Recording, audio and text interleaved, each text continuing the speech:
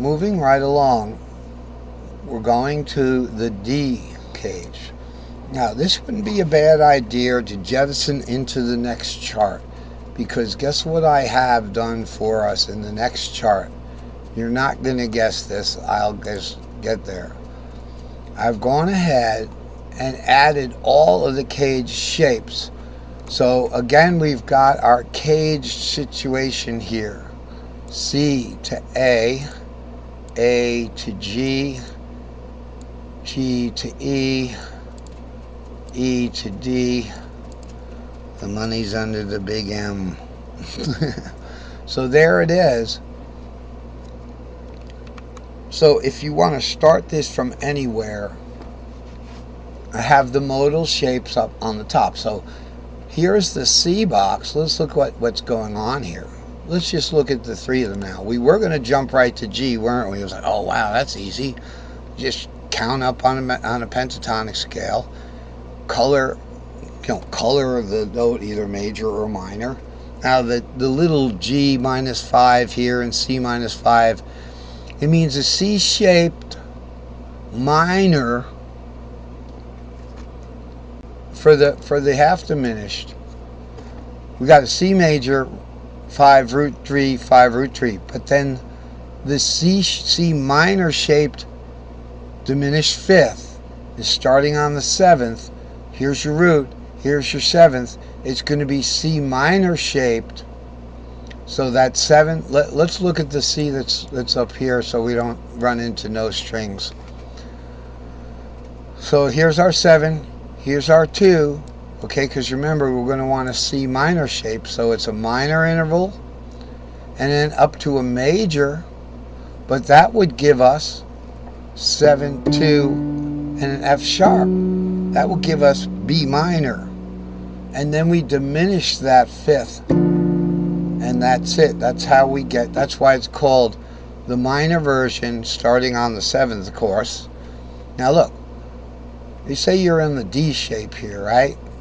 So you got yourself a D-shaped major. Here's root 3, 5 root 3, second inversion, okay? That kind of thing.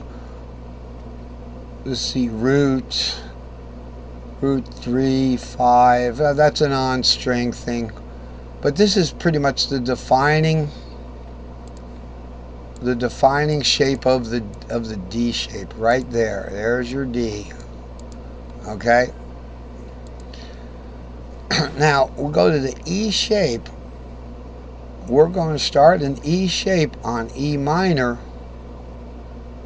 Okay, it's going to be 3, 5, 7. It's probably going to be second inversion, so it'll be 7, 3, 5. Okay, in the D box, what are we looking at? Okay, my bad. It was E minor shaped D minor. So we're looking for 2, 4, 6. We appreciate. Okay, so we've got 4, 6, 2, 6, 2, 4 right here. 25 or 6, 2, 4 right there. Second inversion, D minor, right? It says E minor shaped, but we're going to do it on the D minor here.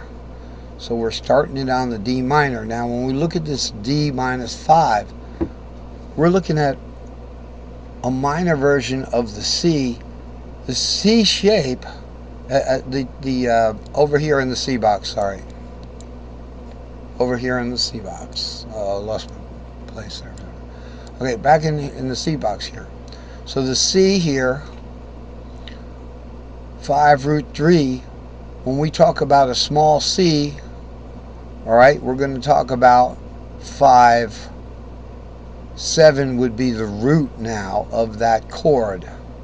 So that's why we can do it. We can put a C shape there because, of course, we're making that C shape relative to the 7th. Just as the D minor shape is relative to the 2. Okay, so we're 6, 2, 4. is a second inversion D minor, right? So the middle one would be the root. The C shape would be 4, 7, 2. Middle one would be root. That's what I'm saying. So it's relative to the seventh. I you know, whether I proved it or not, that's what it is. Now let's look at the three guys here. Getting a little hot in here. All right, just had to turn on an extra fan. So I made this fretboard here. This is like the Gatling fretboard. This is amazing, this thing, because now it doesn't just cover the bottom row of fifths. It has the caged offset fifths in the caged form, where they're separated by pentatonic scale members representing the shapes, the cages. So we're not limited to, we don't have to be afraid of the cage circle, you know, the cage situation anymore. Wherever you start any of these shapes, you're going to land on one of these or one of these up here. So let's look at the top one, A shape, A modal. That would be this 5, 6 here.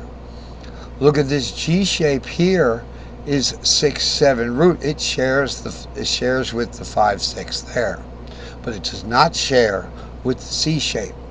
Now let me show you how these things work. Let's start on the C shape. We want to do a modal advancement. So it's C to D minor to E minor right here to an E major shaped fourth to a G shaped G. This is the easiest one, right? To A minor. And then we're going to skip the seventh and back to C. Because most songs, you know, you're going to be using the major and the minor shape. E minor, G, A minor, C, E shaped F, A minor, E shaped F, that kind of thing. You just go around the circle. It works pretty good. Now remember, these the modal circle that you, of course, you can just start a shape on. So on that, you can start let's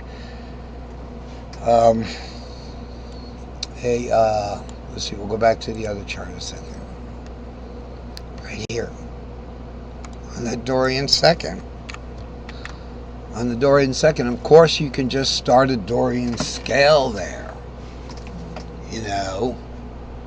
Now, in C, where would that Dorian be? It would be on the third string. So it would be, you know, you can, instead of going, here's your C, here's the Dorian.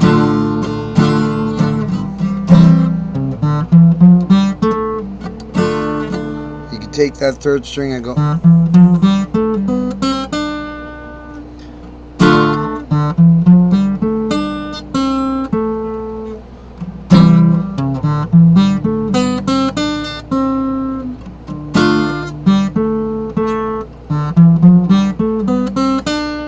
See what I'm saying? You can always just do a scale there. But what gives this, let's just use the new chart. And everything else is just a lot of bells and whistles about that. But this is it. I mean, right here. All right, you know, and it's fun to play this thing like with the 3D version. Okay, so here, it's fun to play this thing with the 3D version, right?